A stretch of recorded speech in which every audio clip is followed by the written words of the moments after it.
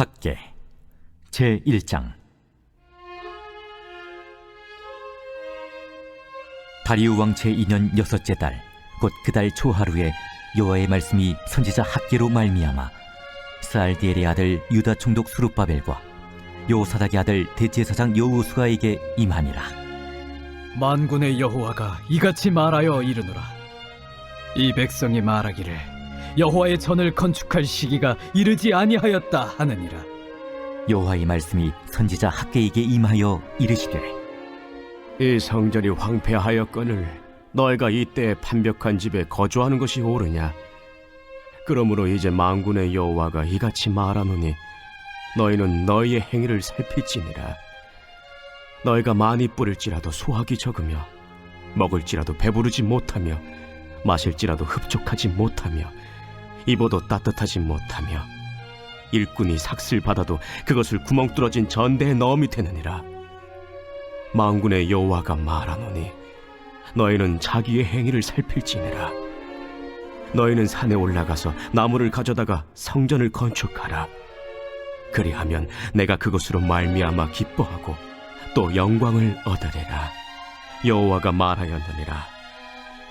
너희가 많은 것을 바랐으나 도리어 적었고 너희가 그것을 집으로 가져갔으나 내가 불어버렸느니라. 나 만군의 여호와가 말하노라. 이것이 무슨 까닭이냐? 내 집은 황폐하였으되 너희는 각각 자기 집을 짓기 위하여 빨랐음이라. 그러므로 너희로 말미암아 하늘은 이슬을 그쳤고 땅은 산물을 그쳤으며 내가 이 땅과 산과 곡물과 새 포도주와 기름과 땅의 모든 소산과 사람과 가축과 손으로 수고하는 모든 일에 한제를 들게 하였느니라. 스알디엘의 아들 스룹바벨과 여호사닥의 아들 대제사장 여호수아와 남은 모든 백성이 그들의 하나님 여호와의 목소리와 선지자 학계의 말을 들었으니 이는 그들의 하나님 여호와께서 그를 보내셨습니다.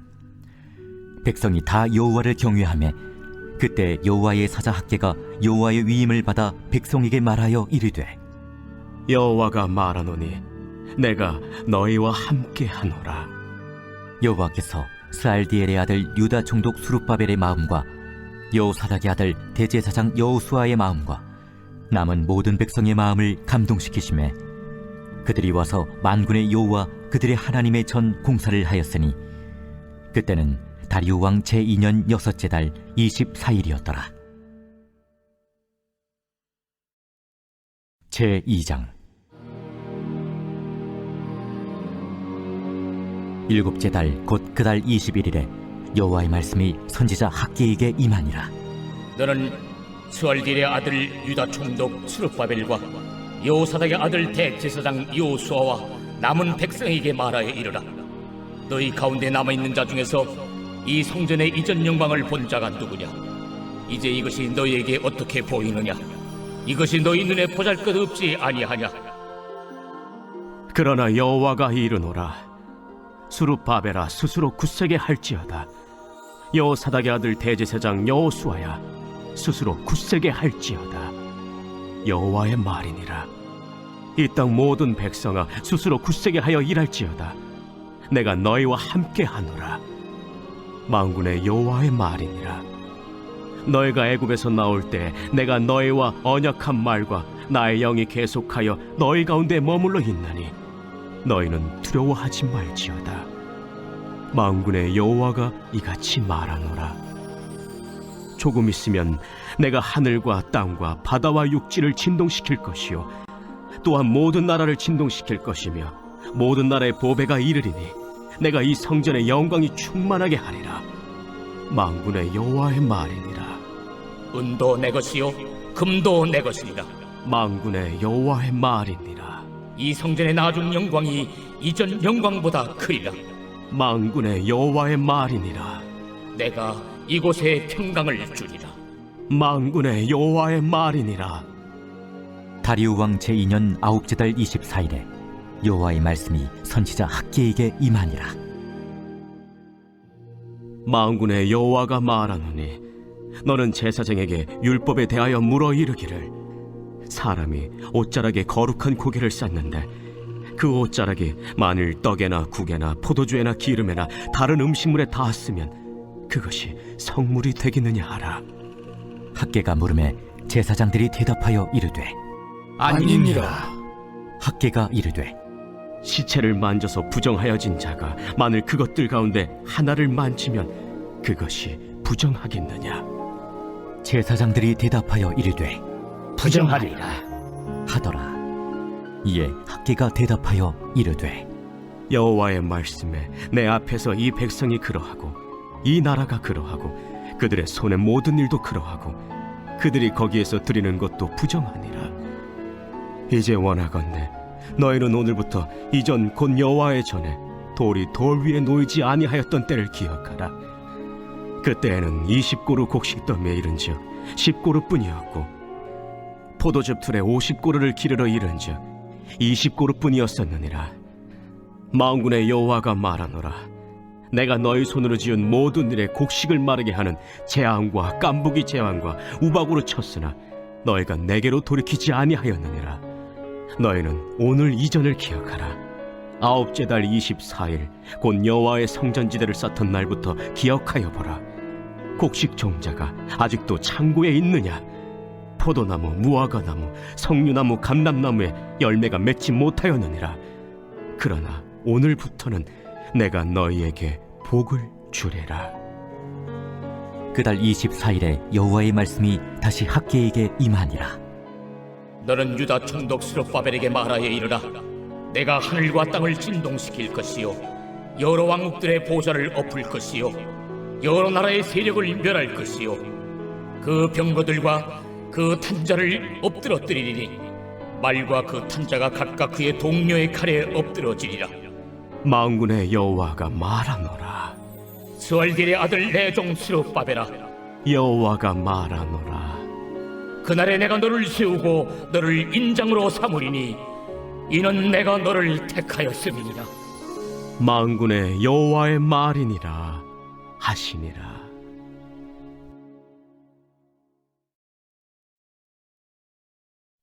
제 19장. 이 일 후에 내가 들으니 하늘에 허다한 무리의 큰 음성 같은 것이 있어 이르되 구원과 영광과 능력이 우리 하나님께 있도다. 그의 심판은 참되고 의로운지라. 음행으로 땅을 더럽게 한 큰 음녀를 심판하사 자기 종들의 피를 그 음녀의 손에 갚으셨도다. 그 연기가 세세토록 올라가더라. 또 24장로와 내 생물이 엎드려 보좌에 앉으신 하나님께 경배하여 이르되 보좌에서 음성이 나서 이르시되 하나님의 종들 곧 그를 경외하는 너희들아, 작은 자나 큰 자나 다 우리 하나님께 찬송하라. 또 내가 들으니 허다한 무리의 음성과도 같고 많은 물소리와도 같고 큰 우레소리와도 같은 소리로 이르되 할렐루야. 주 우리 하나님 곧 전능하신 이가 통치하시도다. 우리가 즐거워하고 크게 기뻐하며 그에게 영광을 돌리세. 어린 양의 혼인 기약이 이르렀고 그의 아내가 자신을 준비하였으므로 그에게 빛나고 깨끗한 세마포옷을 입도록 허락하셨으니 이 세마포옷은 성도들의 옳은 행실이로다. 천사가 내게 말하기를 기록하라. 어린 양의 혼인잔치에 청함을 받은 자들은 복이 있도다. 이것은 하나님의 참되신 말씀이다.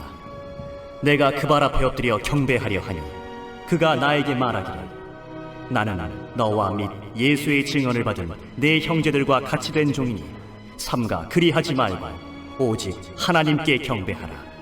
예수의 증언은 예언의 영이다. 아멘. 오늘 말씀 가운데 마음에 와닿는 한 구절은 학개 1장 7절 말씀입니다. 만군의 여호와가 말하노니 너희는 자기의 행위를 살필지니라.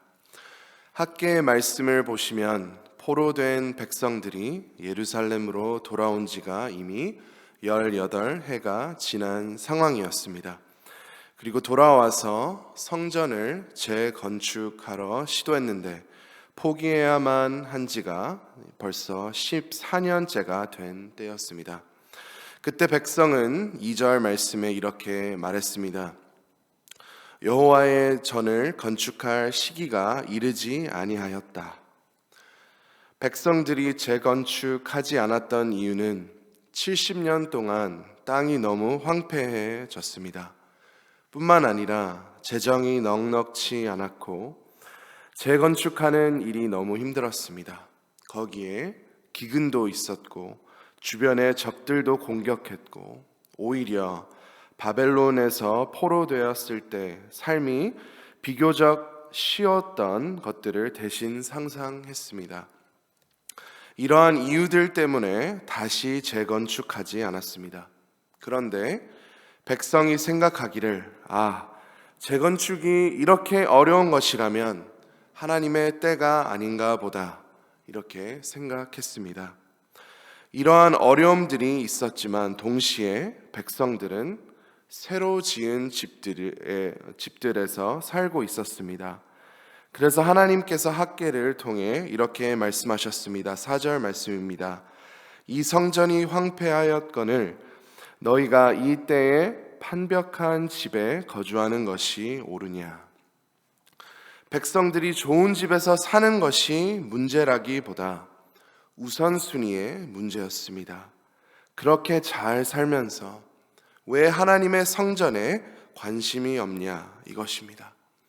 하나님을 사랑하는 것보다 하나님의 뜻보다 나의 편안함, 나의 뜻을 추구하였던 사람들이었습니다.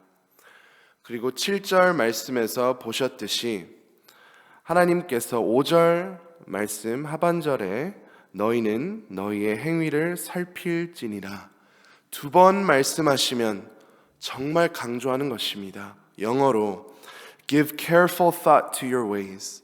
세심하게 너희의 행함을 살펴보라는 말씀입니다. 우리 삶에서도 하나님보다 편안함과 또 세상적인 것들로 채우려 하는 마음들이 있습니다. 가정적으로 또 개인 신앙 생활에서 또 거룩을 지키지 못한 부분들, 또 주님 앞에 무너진 부분들이 있습니다. 우리 교회에도 마찬가지입니다. 예전에는 든든히 세워졌던 부분들이 혹여나 무너졌다면 이 모든 것들을 다시 재건축하는 것이 우리가 해야 할 일들입니다. 힘들다고 포기하면 안 됩니다. 우리도 백성처럼 어려움을 당합니다.